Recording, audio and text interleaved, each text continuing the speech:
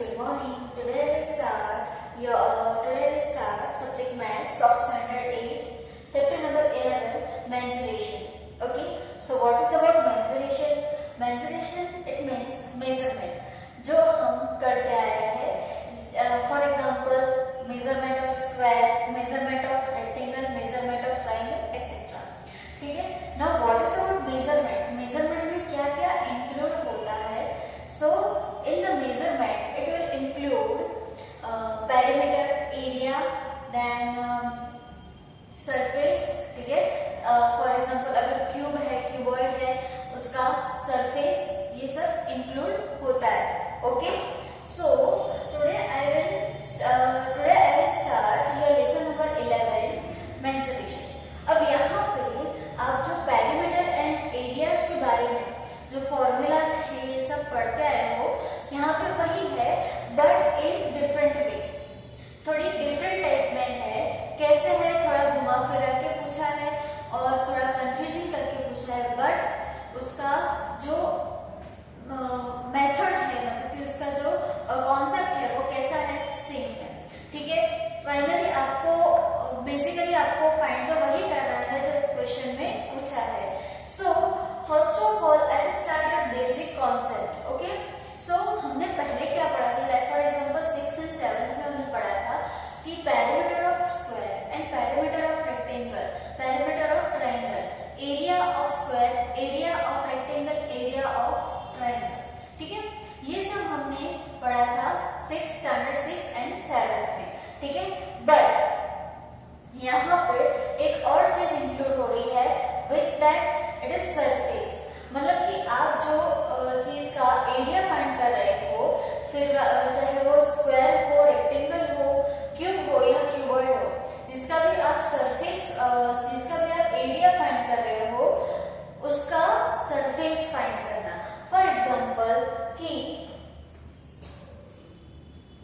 अगर आपको यहाँ पर दिया है एक क्यूब, तो क्यूब का शेप जनरली ऐसा होता है. ठीक है, ये क्यूब का शेप होता है. अब यहाँ पे आप इसका एरिया फाइंड नहीं कर सकते हो. क्यूब जो होता है वो फुल होता है, मतलब कि अंदर कोई स्पेस नहीं होती है.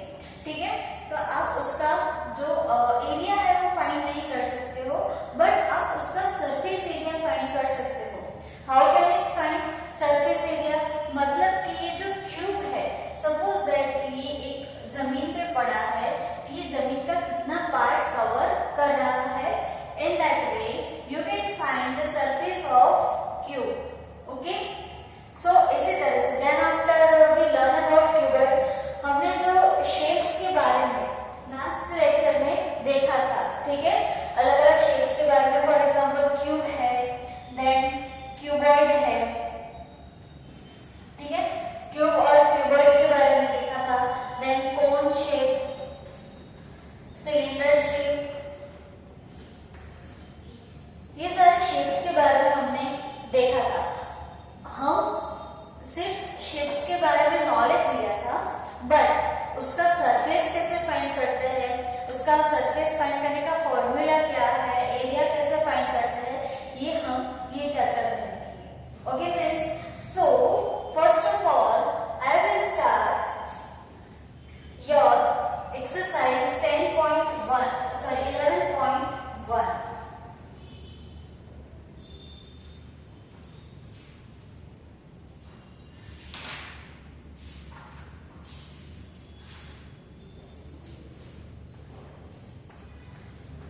Read the sum number first. Exercise 11.1 में सम नंबर फर्स्ट रीड करना है.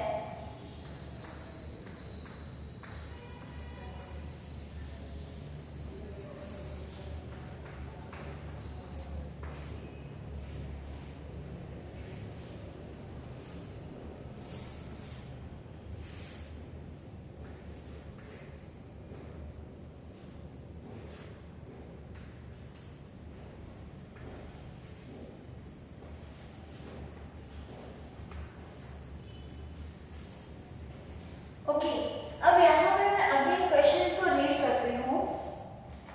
A square and rectangle filled with measurements as given in the figure have the same parameter, which field has a larger area? मतलब कि ये दोनों का, मैं अब आपको क्वेश्चन का मीनिंग एक्सप्लेन करती हूँ।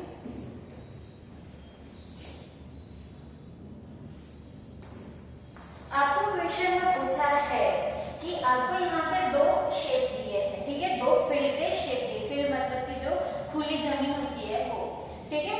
यहाँ पे आपको दो शेप्स दिए हैं, एक स्क्वायर शेप है, एक स्क्वायर फील्ड है और एक रेक्टेंगल फील्ड है, ठीक है। यहाँ पे आपको दो शेप में फील्ड दी हुई है। देन आफ्टर आपको ये कहा है कि ये जो दोनों फील्ड है, ये दोनों फील्ड है, उसकी पैरामीटर कैसी हो रही है? सेम हो रही है, ठीक है। मतलब कि जितना पैरामीटर इसका हो रहा है उतना ही पैरामीटर इसका हो रहा है, okay. So which field area, अब क्वेश्चन में क्या पूछा है? इंफॉर्मेशन दी है आपको पैरामीटर की, और क्वेश्चन में आपको पूछा है एरिया कि which field area is larger than other, मतलब कि दोनों में से किसका एरिया लार्जर होगा।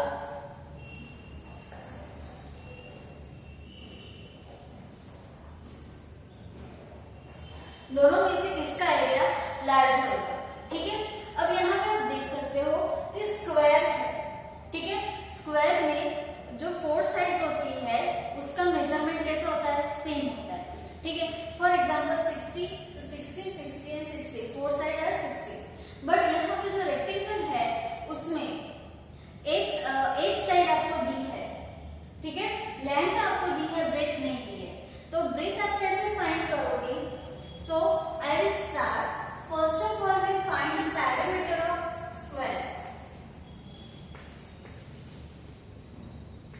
Parameter of square.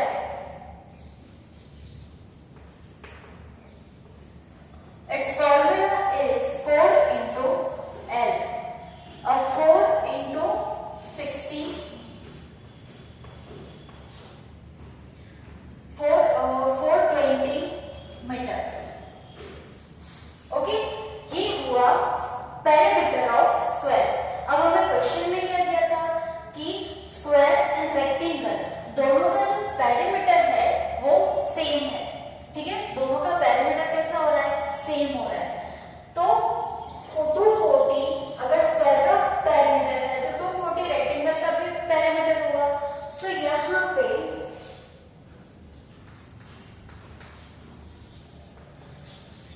parameter of rectangle is equal to 2 into L plus B, okay. अब इसमें हमारे पास कौन सी इंफॉर्मेशन है ये हमें पुट अप करनी है। सो फर्स्ट ऑफ ऑल हमारे पास है पैरामीटर ऑफ रेक्टेंगल जो सेम था, हमें क्वेश्चन में दिया हुआ है, ये दोनों का पैरामीटर कैसा है? सेम है। तो अगर 240 पैरामीटर स्क्वायर का है तो 240 पैरामीटर रेक्टेंगल का भी होगा। नाउ टू लेंथ हमें दी हुई है 80 metre, but we have not given breadth, breadth हमको नहीं दी है। सो 2 यहाँ पे डिवाइड में आएगा, 240 डिवाइडेड बाय 2, ठीक है। मल्टीप्लाई में इसलिए डिवाइड में आएगा, is equal to 80 plus D, okay. Now 120, यहाँ पे ये दोनों का डिवाइडेशन किया तो 120 आया, 240 डिवाइड बाय 2 तो 140। नाउ 80 प्लस है तो 80 इज इक्वल टू के अनदर साइड जाएगा तो माइनस होगा, minus 80 is equal to B, okay. So remain is 40 is equal to B. So हमारे पास B कितना आया? B मतलब कि ब्रेथ कितना आया? 40 मीटर, ठीक है। Now we have to find the area of square and rectangle. अब हमें दोनों का एरिया फाइंड करना है। पहले हम डायरेक्टली एरिया फाइंड नहीं कर सकते थे, क्यों? बिकॉज हम स्क्वायर का एरिया तो फाइंड कर सकते थे, L इंटू L, ठीक है, L स्क्वायर, क्योंकि यहाँ पर 60 है तो 60 इंटू 60 इसका एरिया फाइंड हो सकता था। बट रेक्टेंगल का एरिया फाइंड नहीं हो सकता था बिकॉज यहाँ पर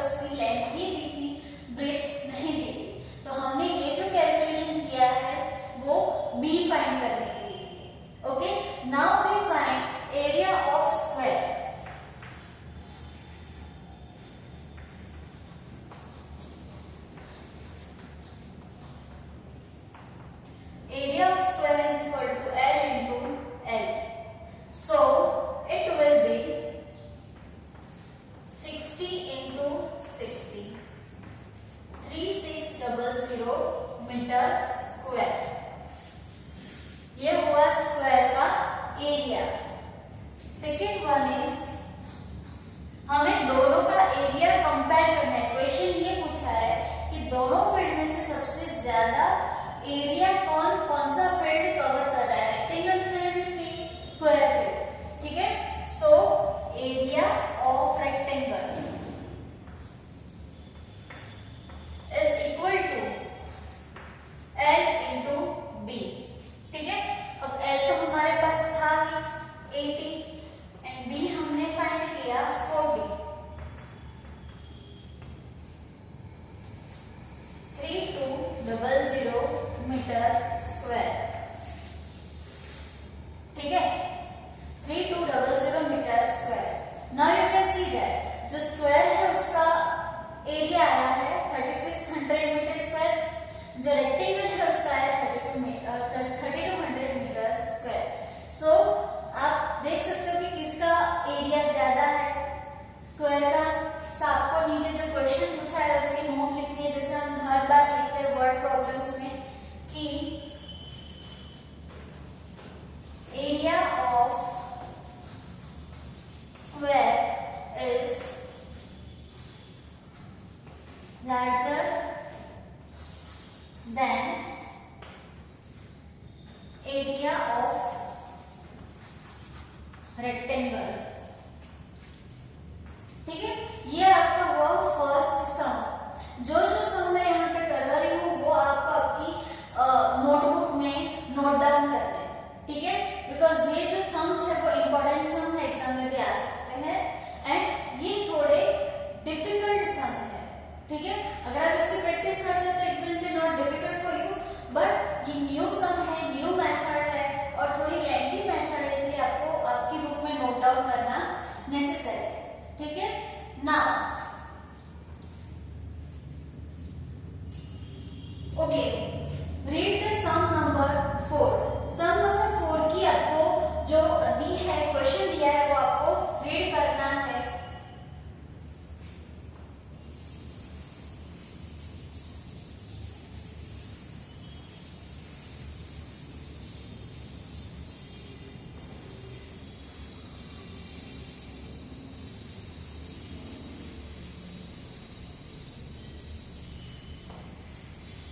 सम नंबर 4 में दिया है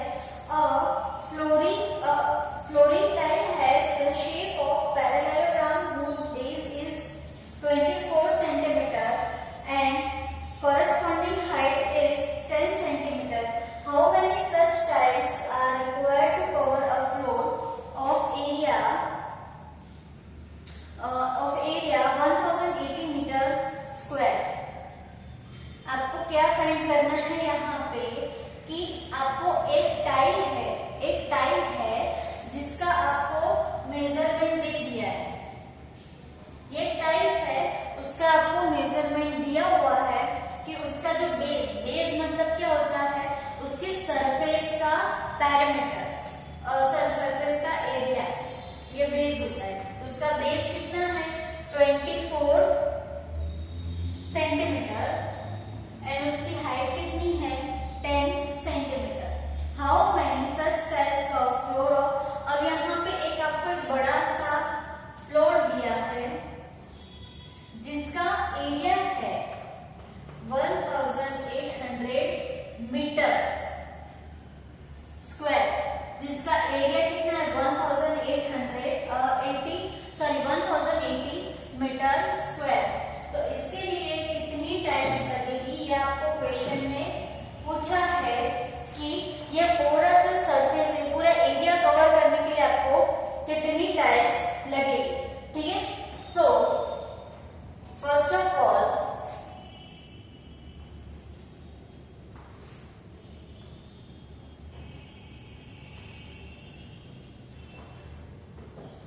question number 4, first of all हमें इसका बेस फाइंड करना है।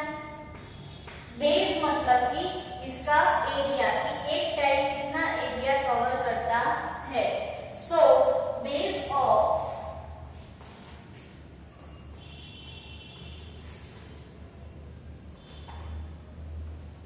Parallelogram is equal to base into height. Base कितना है यहाँ पे 24 सेंटीमीटर जो आपको दिया हुआ है, एंड हाइट है 10 centimetre, it is also given. तो 24 इंटू 10 240 सेमी स्क्वायर, ठीक है। ये हुआ 240 सेमी स्क्वायर, क्या हुआ इसका टाइल्स का एरिया हुआ ना। अब यहाँ पे अब एक डिफरेंस है जो आपको सॉरी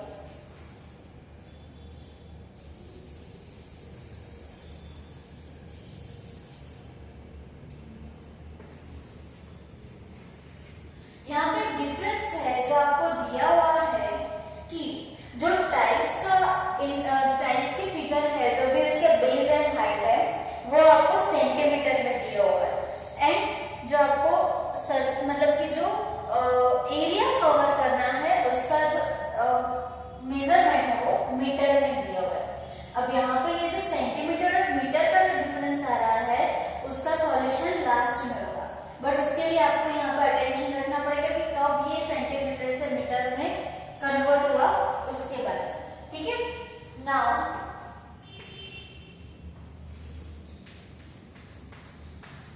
नेक्स्ट वन इज,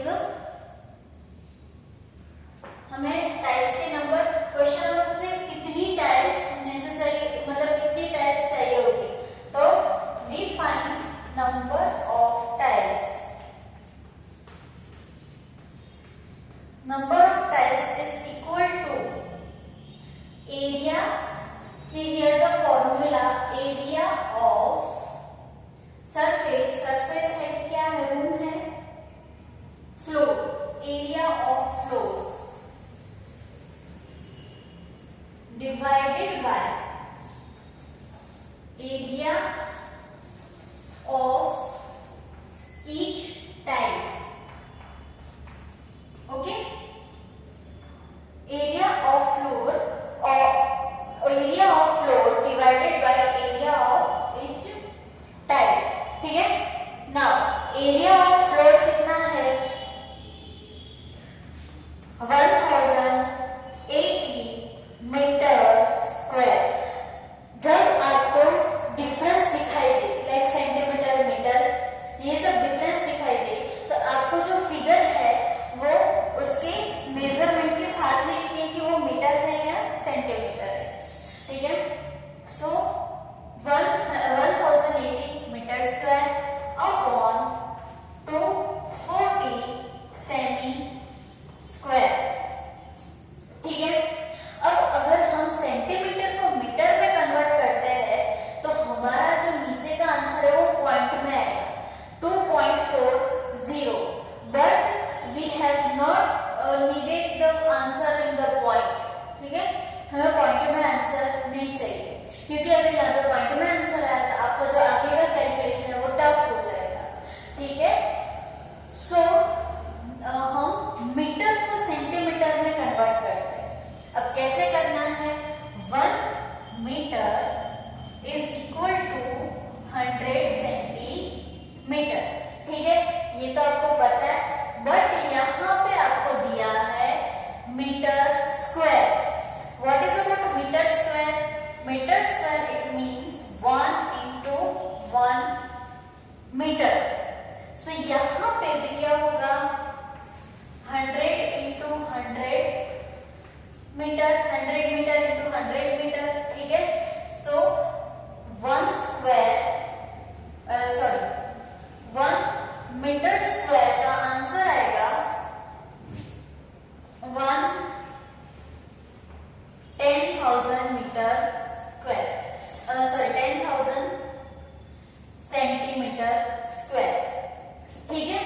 सो ये हमारा है 10,000 सेंटीमीटर स्क्वायर, ठीक है। अब हम इसको ये जो मीटर स्क्वायर है उसको सेंटीमीटर में कैसे लिखेंगे, 1080 मल्टीप्लाई बाय 10,000 सेमी स्क्वायर, हो गया सेंटीमीटर में कन्वर्ट, ठीक है। अगर आप इसको डायरेक्टली मल्टीप्लाई करते हैं, मतलब कि 1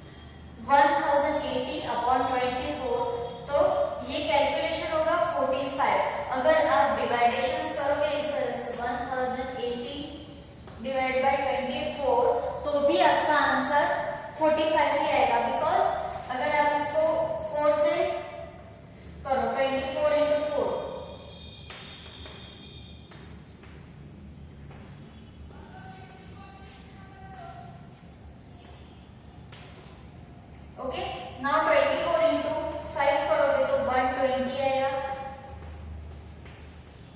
इस तरह से आप रफ में भी कैलकुलेशन कर सकते हो, ठीक है। सो यहाँ पे आया 45, ठीक है। Now 45 into 1000, so